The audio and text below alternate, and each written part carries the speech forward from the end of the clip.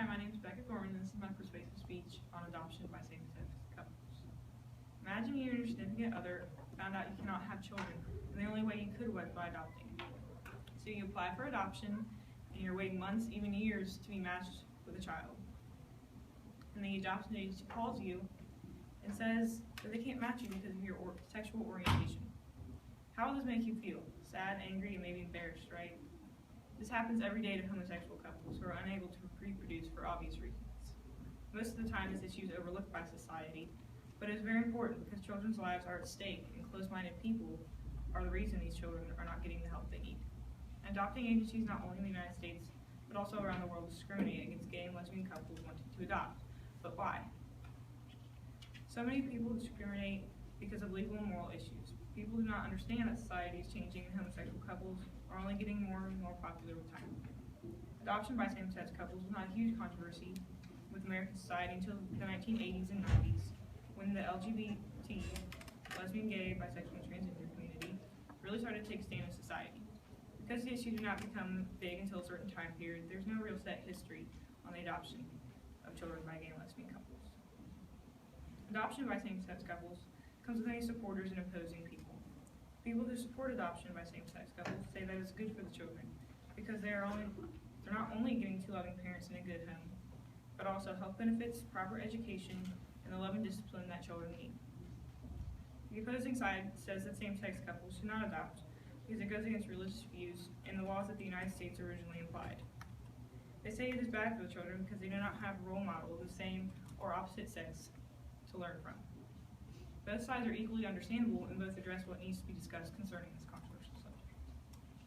The person who benefits most from adoption by same-sex couple is the child being adopted, or in some cases fostered.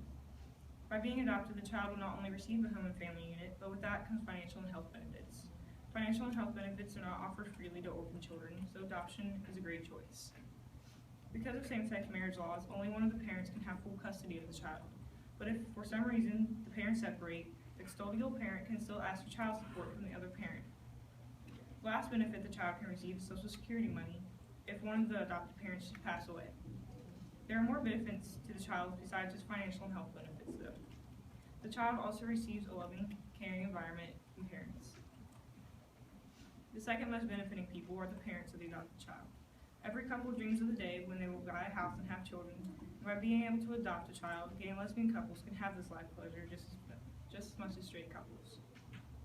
Not only should the parents be excited about starting their new family, but they should also feel excited and good that they took away the horrible experience of being an orphan child to an innocent kid. The parents and children are not the only people who benefit from adoption by same-sex couples. Society does as well. Gay and lesbian couples being able to adopt is not only great for adoption agencies and the children, because it increases the pool of adopting parents available, but it also moves more children out of the welfare system and reduces the financial burden on the taxpayers of the United States. Same-sex couples have been discriminated against by churches and the government, not only in the United States, but other countries as well. It is funny, though, that the two organizations that discriminate the most are the ones who promote equality and are said to not be connected in any way. More and more legal systems around the world are accepting and allowing the adoption of children by one or both individuals involved in same-sex couples.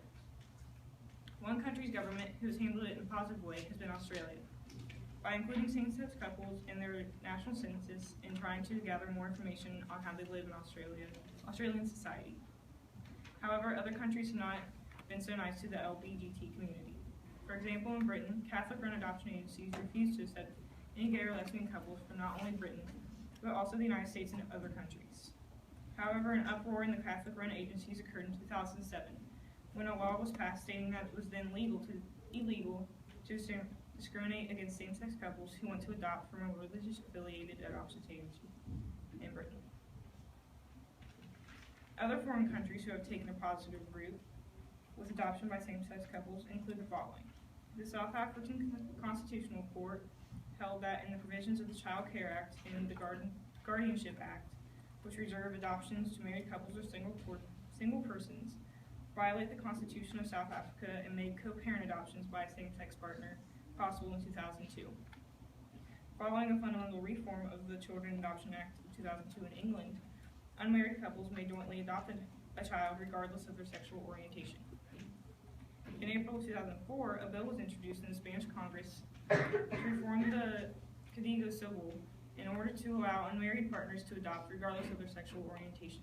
In all these countries, the parent-child relationship was legally protected before the partnership was legally recognized through the institution of registered partnerships or the opening up of marriage to same-sex partners.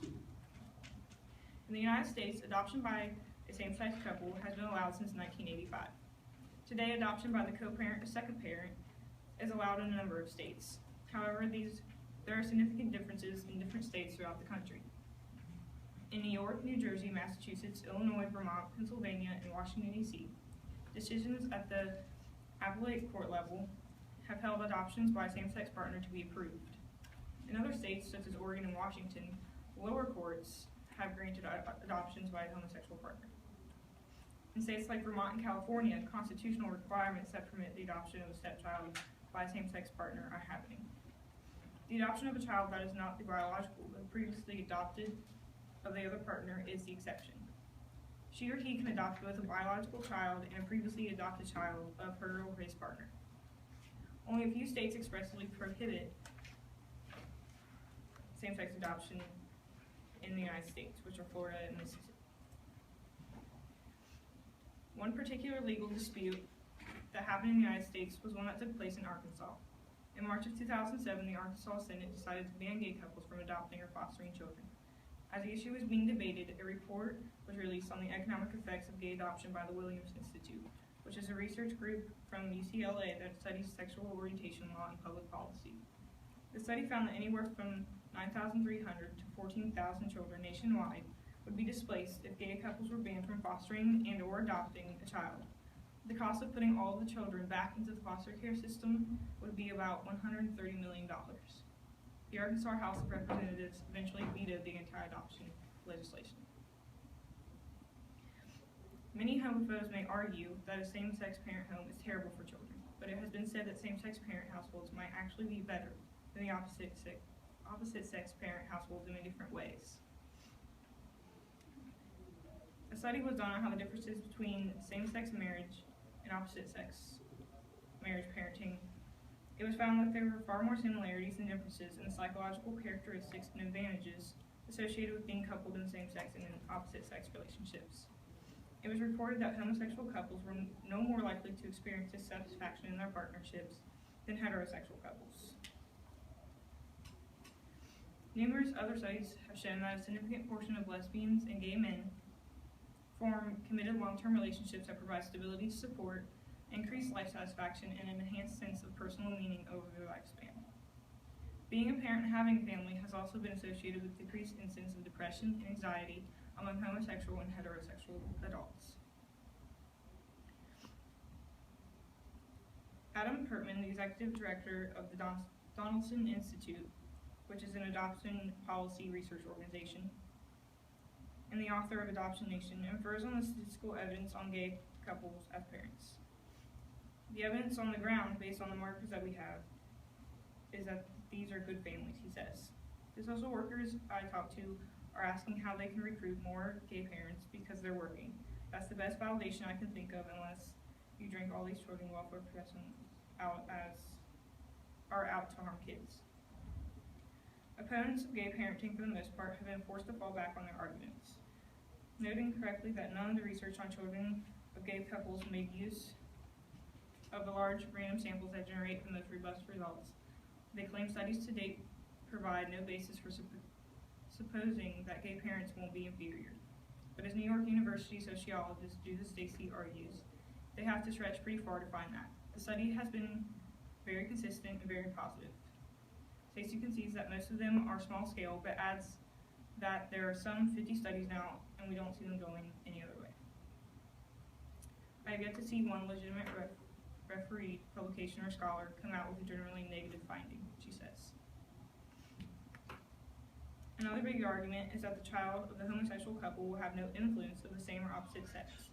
Yes, this is true, but how many gay and lesbian couples do you know that do not have any friends or family members of the opposite gender?